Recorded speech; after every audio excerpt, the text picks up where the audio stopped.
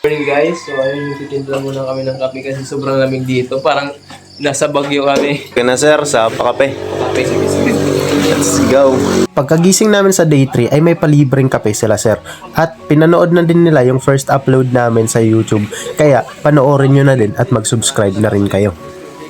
Hindi nagtagal, pagkatapos naming magkape ay meron ding paalmusal sila sir na ibinigay sa amin. Thank you. Kaya na sir. Sa pa-breakfast, maraming salamat. At pagkatapos naming mag-almusal ay tumulong na muna kami sa pag-aayos ng mga package na i-deliver nila Kuya Christopher sa Cebu. Pagkatapos naming ayusin yung mga package ay nananghalian na kami kasi inayos pa nila kuya yung tire ng truck na ginagamit nila. Maraming salamat. Yan, sige.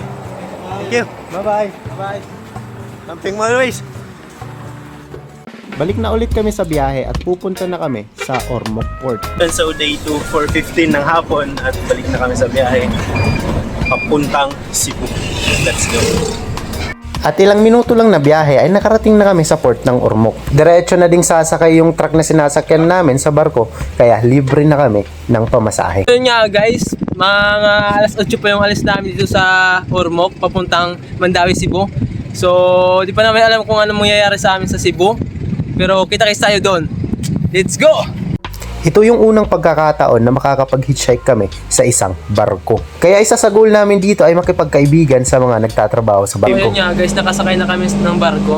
Pero yung pinaka-the best dito, yung bundok. Guys, taas, grabe. So, ayun nga. Di ba na masyadong nabivision ko na ang mangyayari sa amin doon. Bahala na lang si God. So, tuloy-tuloy lang tayo guys. Let's go! Nag-umpisa na yung biyahe namin at papuntahan na kami ng Cebu City. Dito ay na-fulfill na namin yung goal namin na makipagkilala sa mga nagtatrabaho sa barko at sumabay na rin kaming kumain sa kanila kasi inaya na din nila kami na kumain na. Kaya maraming salamat sa mga taga LCT Poseidon 29. At sa sobrang pagod, hindi na lang namalayan, tulog na si Neil. Umiram kami ng taas para makapagkapi ng kasi ang oras natin. Dito kami sa lutuan sa barko. Yeah. Guys, so dishwasher na sinyer. Abangan nyo kung mangyayari guys bukas. Kaya nagkape na muna kami sa barko kasi hindi na lang magtatagal ay makakarating na kami ng Cebu City.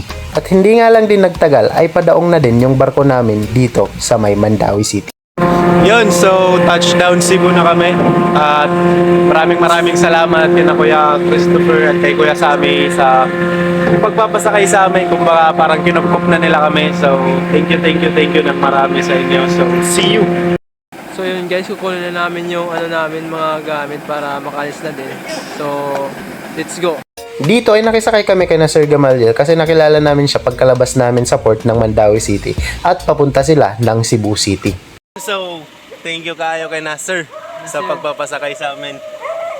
Sinave mo kami dito sa Cebu. Maraming salamat kuya. Ano pa pangalan mo kuya? Norman. Kuya Norman. Thank you. Maraming salamat. See you soon ulit.